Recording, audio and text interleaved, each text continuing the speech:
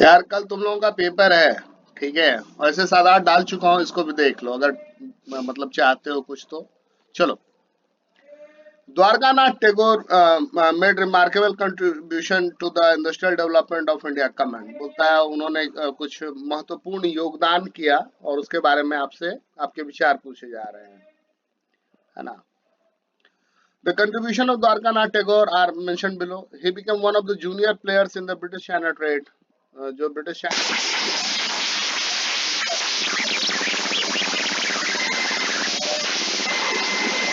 खोली थी 1830 से लेकर के 1840 तक। यार ये तो बहुत बड़ा चीज हुआ। He invested in shipping, shipbuilding, mining, banking, plantation और इंश्योरेंस, और बहुत जगह पैसा लगाया था शिपिंग में, शिप जो बनेगा उसमें, माइनिंग में, बैंकिंग, प्लांटेशन और इंश्योरेंस में। मतलब जो टोटल डेटा निकल करके आ रहा है कि उस समय के बहुत बड़े उद्योगपति थे और बहुत जगहों पे हाथ फैला रखा था। State and free restrictions imposed by British government upon the Indian merchant in 19th century. तो भैया वो क्यों चाहेगा ब्रिटिशर्स कि तुम्हारा ट्रेड फ्लरिश करे, है ना। जो पुराना पोर्ट टाउन है हुगली का, है ना, उसको चाहेगा कि कोलकाता में आ जाए, उनके कंट्रोल में आ जाए, बैन करेगा। खुद तो सारा चीज चार्ज में ही ले लिया है, सप्लाई चेन को ही कंट्रोल करेगा, चाहेगा कि उसकी मोनोपोली स्टैब्लिश हो। The following restriction were imposed upon the Indian merchants in 19th century. क्या क्या रिस्ट्रिक्शन थे? The Indian merchants were barred from trading with Europe in manufactured goods। उनको मना कर दिया गया था कि आप जो बने बनाए हुए सामान है आप वो नहीं बेच सकते हो यूरोप में। The Indian merchants could export mostly raw materials and food grains which were needed by the British। आप ज्यादा से ज्यादा क्या कर सकते हैं, तो कच्चा सामान बेचिए या अनाज बेचिए जो कि उनको आवश्यकता है। Gradually shipping business was controlled by the European companies and Indian merchants were edged out of the business। और जो shipping business है, नौकायन जो चीज है, उसको उन्होंने अपने कंट्रोल में ले लिया और भारतीयों को व्यापार से किनारे कर दिया। Describe the method of treatment of industrial effluents. बोलता है कि कैसे जो इंडस्ट्रियल वेस्ट है उसको कैसे ट्रीट करते हैं वो बताओ। तो 3 फेज में होता है, 3 फेजेस में होते हैं। पहला क्या है कि जो डेब्रिस है, स्क्रीन लगाओ, ग्राइंडिंग करो, फ्लोक्यूलेशन करो और सेडिमेंटेशन करो। जो बह करके आ रहा है तो वहां पे बड़े बड़े पर्दे लगा दिए, जाली लगा दी ताकि जो डबरीज वगैरह है वो हो जाए। फिर जो पानी आया उसको कुछ दिन के लिए जमा करने के लिए छोड़ दो, फिर उसको घुमाओ तो क्या होगा, जिसका स्लरी है वो ऊपर आ जाएगा, स्लरी निकाल लो। फिर उसको छोड़ दो कुछ दिन के लिए, है ना। उसमें एयर बबल पास करो, ठीक है। तो जो स्लरी का जो बारीक पार्टिकल है, ठीक है, आ, और सर्टेन माइक्रोब्स जो है उस पर एक्शन करेंगे और फिर से स्लरी का सेकेंड लेवल ऊपर आएगा। फिर उसके बाद क्या करो, उसका सेडिमेंटेशन करो, उसको छोड़ दो तो और जो बारीक पार्टिकल है वो नीचे सेटल डाउन करेगा। Secondary treatment bye biological process, फिर उसमें बायोलॉजिकल प्रोसेस करेंगे। और टर्शियरी में बायोलॉजिकल और केमिकल दोनों करेंगे। मतलब उसमें क्लोरीन डालेंगे, ओजोन गैस पास करेंगे, यूवी लाइट से ट्रीटमेंट करेंगे और इस तरीके से उसको जम्स वगैरह हटा करके और फिर से देखेंगे कि ये किस लेवल पे प्योर हुआ है। तो फिर डोमेस्टिक पर्पस के लिए और नहीं तो एग्रीकल्चरल पर्पस के लिए डालेंगे या वाटर बॉडीज में फेंकेंगे। ये सब तो कहने सुनने की बात है, सरकार ऐसा ही होना चाहिए। लेकिन जो रियलिटी है वो यही है कि भारत ऐसा देश है जहां हम लोग नदियों को माता बोलते हैं, और हमने क्या हालत कर रखा है। दिल्ली की यमुना देखो, सीधा आया और सीधा डाल दिए, ठीक है। शहरों का कूड़ा जा रहा है ना। चले जाओ दिल्ली में कालिंदी कुंज देख लो क्या हालत है, या यमुना देख करके आ जाओ पांडव नगर के पास, अक्षरधाम के बगल में, पता चल जाएगा कि क्या हालत हो रखा है ना। और ये सिर्फ दिल्ली क्या, नीचे कानपुर चले जाओ या ऊपर हरिद्वार चले जाओ, हर जगह वही हालत हो रखा है। तो ये सारा प्रोसेस है, ये होना चाहिए। हो क्या रहा है वो फैक्ट तुम लोगों को भी मालूम है, और उसका नेगेटिव इम्पैक्ट जो है वो हम लोग भी झेल रहे हैं, आगे आने वाला जनरेशन और झेलेगा। लेकिन होना यही चाहिए कि जो वेस्ट वाटर है उसको प्योर प्योर पूरा पूरा रिसाइकल हो जाना चाहिए। वन पार्टी सिस्टम क्या है? Why one party system is not good in a democracy country? तो चाइना में एग्जिस्ट करता है वन पार्टी सिस्टम, है ना, ये सिर्फ कम्युनिस्ट पार्टी है। अब वन पार्टी सिस्टम होगा तो क्या होगा, वो डेमोक्रेटिक सेटअप रहा ही नहीं, है ना। आपने ओपोजिशन को अलाउ ही नहीं किया, ऑपोजिशन नहीं होगा तो डिसेंट नहीं होगा, गवर्नमेंट को कोई बताएगा ही नहीं, उसको कोई क्रिटिसाइज नहीं करेगा, और पब्लिक के पास अल्टरनेटिव्स जो है वो लिमिटेड हो गए। In countries where only one party is allowed to control and run the government, it is called one party system. ऐसा कोई भी देश जहाँ पे सिर्फ एक पार्टी है तो उसको वन पार्टी सिस्टम कहते हैं। चाइना में है क्योंकि एक केवल कम्युनिस्ट पार्टी है। और वन पार्टी सिस्टम अच्छा नहीं है, क्यों नहीं अच्छा है? क्योंकि ये कंपटीशन फॉर पावर जो है, मैंने बताया ना कि डिसेंट के लिए जगह नहीं है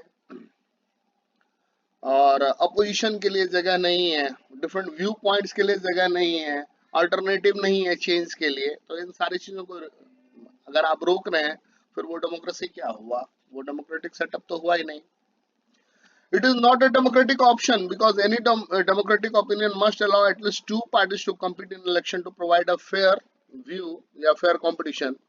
ठीक है, ये डेमोक्रेटिक इसलिए नहीं है क्योंकि किसी भी डेमोक्रेटिक सेटअप में जो है वो कम से कम दो पार्टियां तो होनी ही चाहिए, और जो कि मतलब सत्ता के लिए या पावर के लिए संघर्ष कर रही हैं। फिर बोलता है highlight any three major advantage of public facilities. तो पब्लिक फैसिलिटीज जो है वो क्या है? सोशल वेलफेयर मोटिव है, सबके लिए है, एक के इस्तेमाल करने से दूसरे के लिए कम नहीं पड़ जाता है, उसके लिए आपको ना के बराबर व्यय करना पड़ता है, और वो आपके लाइफ और स्मूथ फंक्शनिंग के लिए बहुत एसेंशियल है। Public facilities are those facilities and services which are required for society or for public to lead better life। अब जैसे सड़कें हैं, हॉस्पिटल हैं, बिजली है, पानी है, लॉ एंड ऑर्डर है, बैंकिंग सिस्टम है, ठीक है, तो ये सारा जो है गवर्नमेंट प्रोवाइड करती है। Public facilities are important for a better quality of life, कि जैसे पोल्यूशन फ्री एनवायरनमेंट हो, बेटर ट्रांसपोर्ट हो, it is cheapest way and the best way to provide goods and facilities to the people.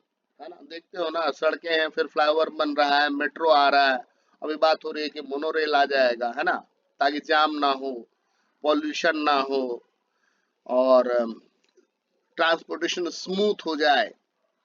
It develops the national feeling and a sense of collective responsibility. और सब लोग tax पे करते हैं, tax payers के पैसे से बनता है ना, तो लोगों को ये लगता है कि भाई हमारे अंदर जो है वो कलेक्टिव रिस्पॉन्सिबिलिटी है, टैक्स पे करेंगे तभी ये सारा डेवलपमेंट होगा, नहीं तो कैसे होगा। Public facilities available in India are public distribution system, ये जो जिससे अनाज बढ़ता है, पब्लिक ट्रांसपोर्ट, उसके अलावा हॉस्पिटल है, पुलिस गवर्नमेंट है, गवर्नमेंट के कॉलेजेस एंड स्कूल हैं, ये सारा पब्लिक फैसिलिटी है, सबों के लिए है।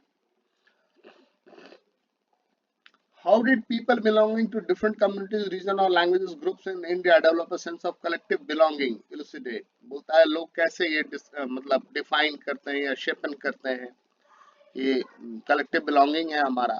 तो बात सही है कि हमारा कॉमन पास्ट रहा है, कॉमन लैंग्वेज है, ड्रेस है, कस्टम है, फेस्टिवल्स हैं, ईटिंग हैबिट्स हैं, और कई मामले में अगर देखा जाए तो कॉमन पॉलिटिकल एस्पिरेशन है। देखा ना, दिल्ली में कोई एक सरकार थी कांग्रेस की, बहुत दिनों से चली आ रही, वो चली गई, आम आदमी पार्टी आया, पूरा नेशनल लेवल पे जो है अभी बीजेपी का चल रहा है ना। तो बहुत तरीके से ये रिफ्लेक्ट होता है, बहुत तरीके से शेप होता है, और एजेंडा या एस्पिरेशन जिसको बोलेंगे, वो जब कई लोगों का सेम हो जाता है, कॉमन हो जाता है, तो इस तरीके के ट्रांसफॉर्मेशन देखने में आते हैं। It is true to say that nationalism spreads when people begin to believe that they are all part of some nation, when they discover some unity that binds them together। अब वो unity जो है वो कहाँ से आएगा? तो बोला food, language, common culture, festival और dressing pattern. In India, a sense of collective belonging came through the experience of united struggle, और हमारा कॉमन पास्ट रहा है। Cultural process, history, fiction, folklore and songs, popular prints and symbols all played a part in the making of nationalism as mentioned below। Maharashtra में शिवाजी शिवाजी बहुत करते हैं, तो ऐसा थोड़ी है कि दिल्ली वाले उनको नहीं मानते हैं, ठीक है, या लोकमान्य बाल गंगाधर तिलक ने वहाँ गणेश उत्सव मनाया, तो यहाँ पर ऐसा थोड़ी कि हम लोग गणेश जी को नहीं मानते हैं, ठीक है, सब मानते हैं। या डॉक्टर राजेंद्र प्रसाद बिहार के थे पहले प्रेसिडेंट, तो जब वो प्रेसिडेंट बने तो सब पूरे इंडिया के प्रेसिडेंट थे, ऐसा नहीं है कि वो केवल बिहार के प्रेसिडेंट थे। यहाँ पे द्रौपदी मुर्मू जी प्रेसिडेंट हैं, झारखंड की हैं, और मतलब एक शेड्यूल ट्राइब से बिलोंग करती हैं, तो वो तो सबों की है ना।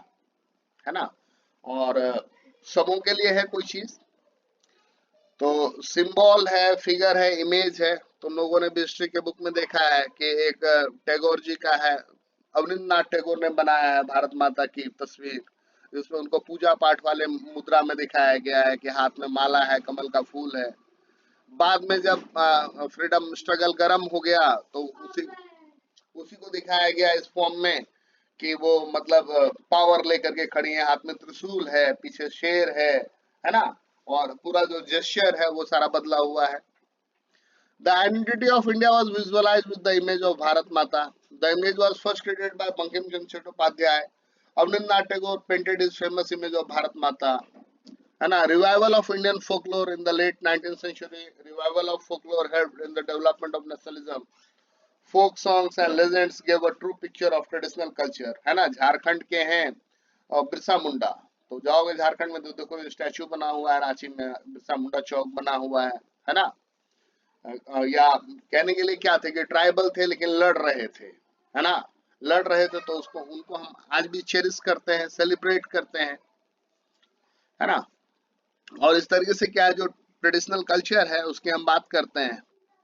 It helped in discovering national identity and restoring the sense of pride. और इस तरीके से नेशनल आइडेंटिटी को डिस्कवर किया जाता है और सेंस ऑफ प्राइड फील होता है।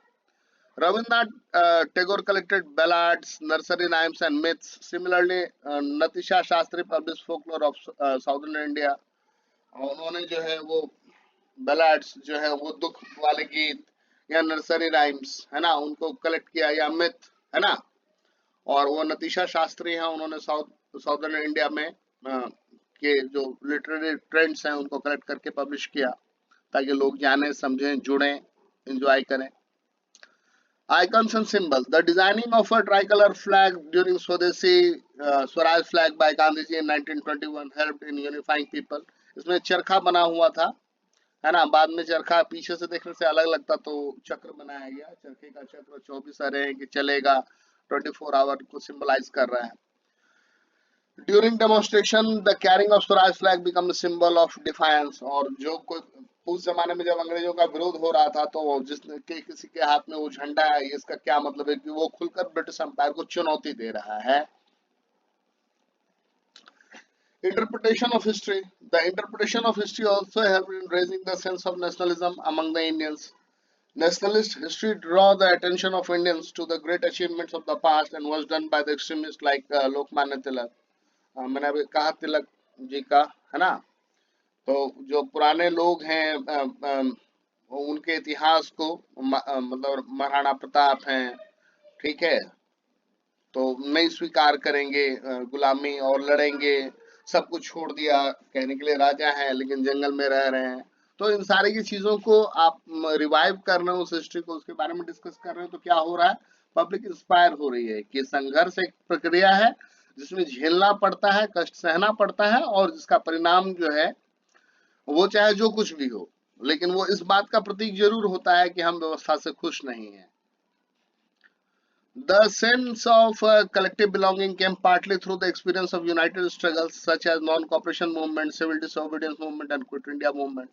Non-cooperation 1920-1922, सिविल डिसोबीडियंस ये पहला मूवमेंट था, मतलब सॉल्ट सत्याग्रह के बाद शुरू हुआ है ना। और जिसमें भारत की महिलाओं ने भी पार्टिसिपेट किया था, पर्दा सिस्टम छोड़ करके वो बाहर आई, और गांधी जी को पूरा पॉपुलैरिटी मिला। उसको ब्रिटिश मीडिया ने, अमेरिकन मीडिया ने, वॉइस ऑफ अमेरिका ने कवर किया था।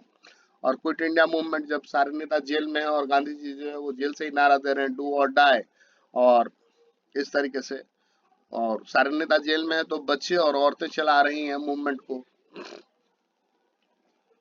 फिर बोलता है कि why did different social groups join the civil disobedience movement.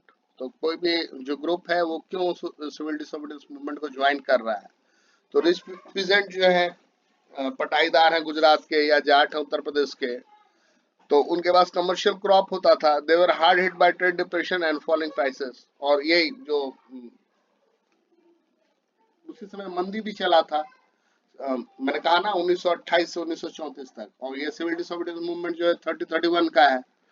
तो अब इनके पास अपने मुद्दे थे कि भैया हमें हमारा जो उपज है उसकी सही कीमत मिल जाए, है ना। They are not in a position to pay revenue to the government, और जो चार्ज लगा रहा है सरकार, जो लगान लगा रही है वो दे पाने की हालत में नहीं है। They join the movement in order to get the revenue reduced, और वो चाह रहे थे कि सरकार जो टैक्सेस को कम करे।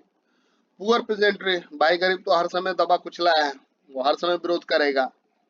Poor peasantry joined the movement in the hope that their unpaid rent to the landlord would be remitted, because due to depression they were not in a position to pay the rent. जो गरीब लोग हैं वो चाह रहे थे कि भाई हमारा जो बकाया रेंट है, लगान है, वो माफ कर दिया जाए।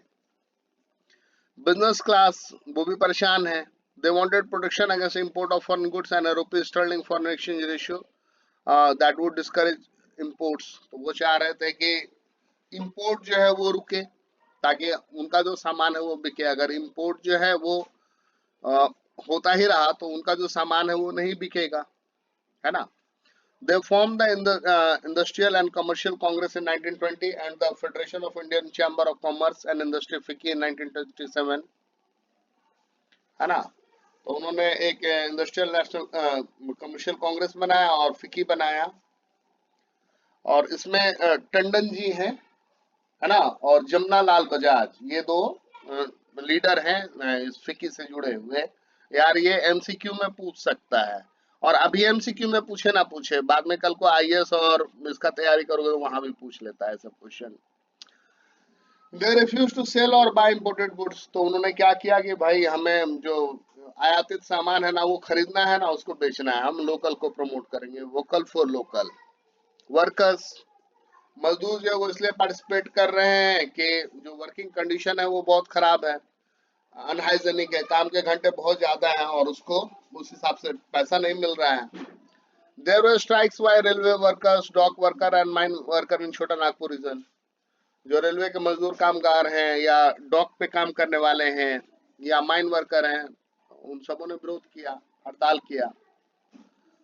They participated in protest marches, manufactured salt and picketed foreign cloth and liquor shop, और महिलाओं ने भी पार्टिसिपेट किया, नमक बनाया, जो शराब की दुकानें हैं या कपड़ों की दुकानें हैं उसके आगे धरना और घेराबंदी किया।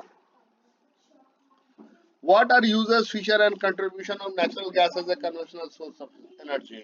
बोलता है कि भाई ये जो नेचुरल गैस इसका क्या है, तो ये तो पेट्रोलियम प्रोडक्ट है, फॉसिल फ्यूल है, क्लीन एनर्जी रिसोर्स है।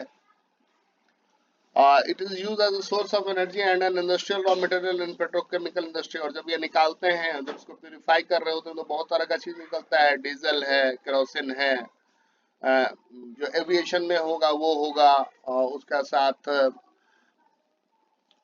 पैराफिन वैक्स होगा, पैराफिन जेली होगा, और उसके अलावा और भी बहुत तरह की ऐसी ऐसी चीजें निकलती हैं जिनका अलग अलग यूज है, अलग अलग इंडस्ट्री में, डाई में, केमिकल्स में।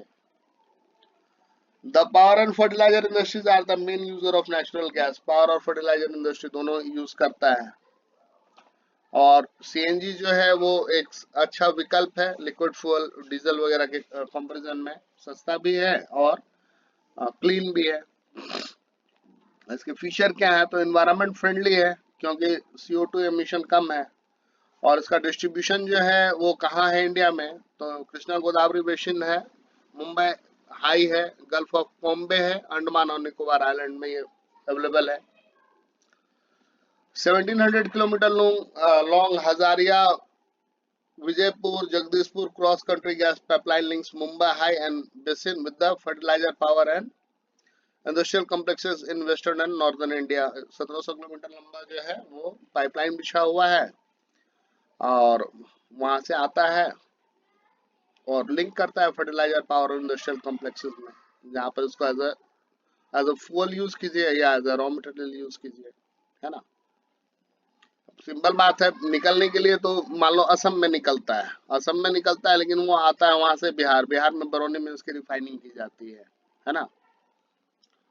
What are the hazards of mining? What is the condition of coal mines in India? तो माइनिंग में हजार्ड क्या होंगे, बहुत सारे हजार्ड होंगे कि पॉल्यूशन फैलेगा, लोगों को डिस्प्लेस होना पड़ेगा, जो लोग वहाँ काम कर रहे हैं उनको लंग्स की डिजीज होगी, कई बार ऐसा हुआ कि मान लो एकाएक से कोई हार्मफुल गैस निकल गया तो सफोकेट करके मरेंगे, या खोद रहे हैं कहीं से एकाएक से पानी आ गया तो डूब करके मरेंगे, या जहाँ खोद रहे हैं वहां धसक गया एकाएक से तो दब करके मरेंगे।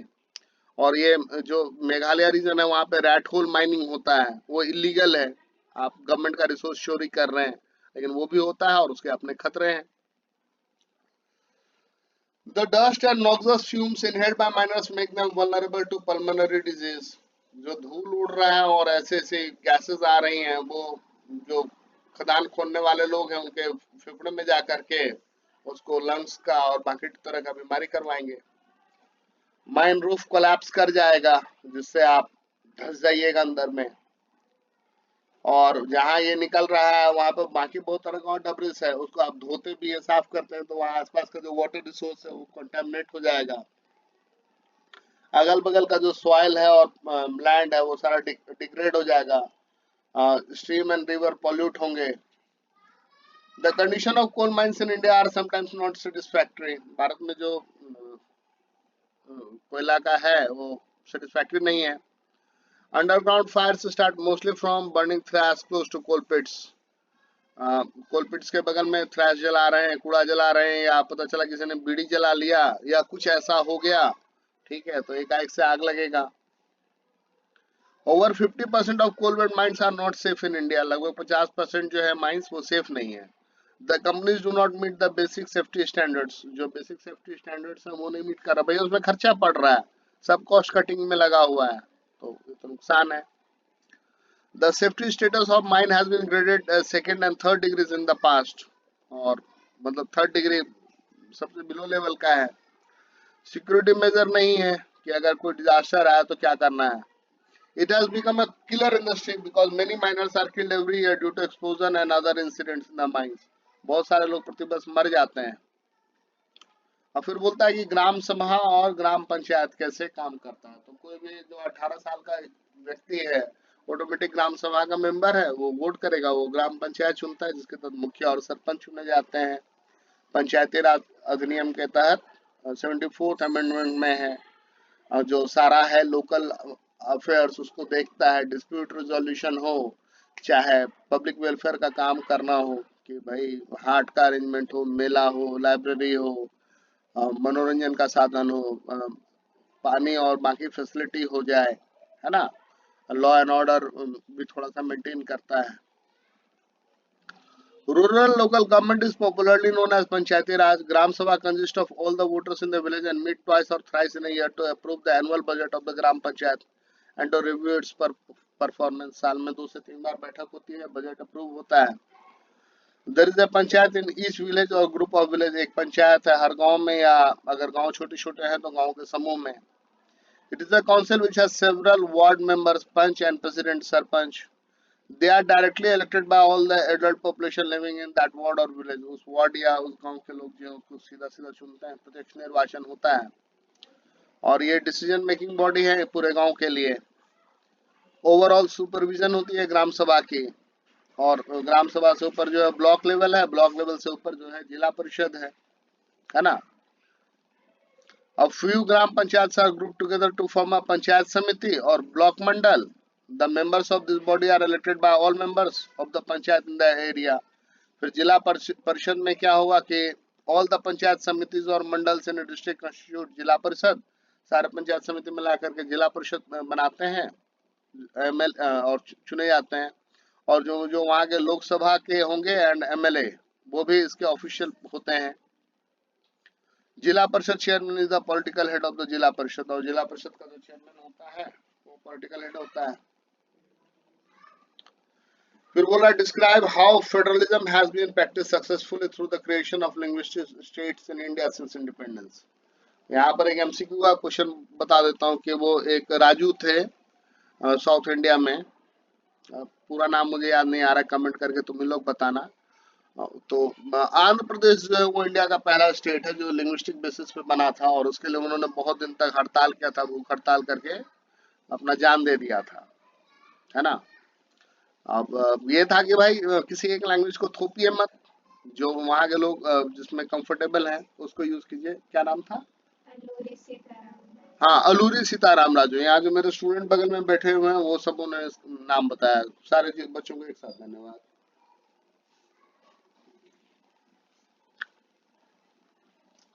The creation of linguistic states was the first major test for democratic politics in India. In 1947, the boundaries of several states were changed in order to create new states. ठीक है। और भारतीय कॉन्स्टिट्यूशन में ये प्रोविजन है कि राज्य बन सकते हैं। ठीक है। In the beginning, the demand for creation of states on the basis of language was registered due to fear of disintegration.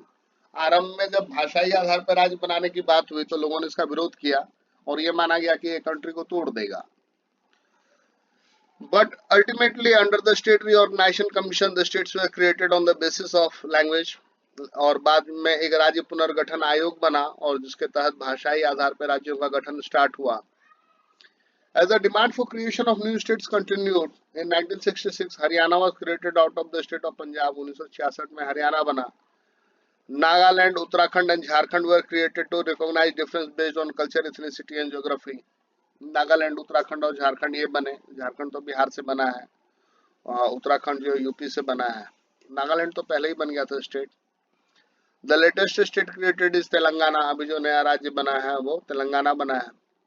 Although some national leaders feared that the creation of states on the basis of language would lead to disintegration of the country, कुछ नेताओं का या कुछ ऐसे जो political thinkers हैं उनका यह मानना था कि भाई भाषाई आधार पर बनाते रहोगे तो इससे देश टूटेगा, है ना। एक तरफ आप यूनिटी की बात करते हो और एक तरफ ऐसा करोगे तो फिर वो दिक्कत है।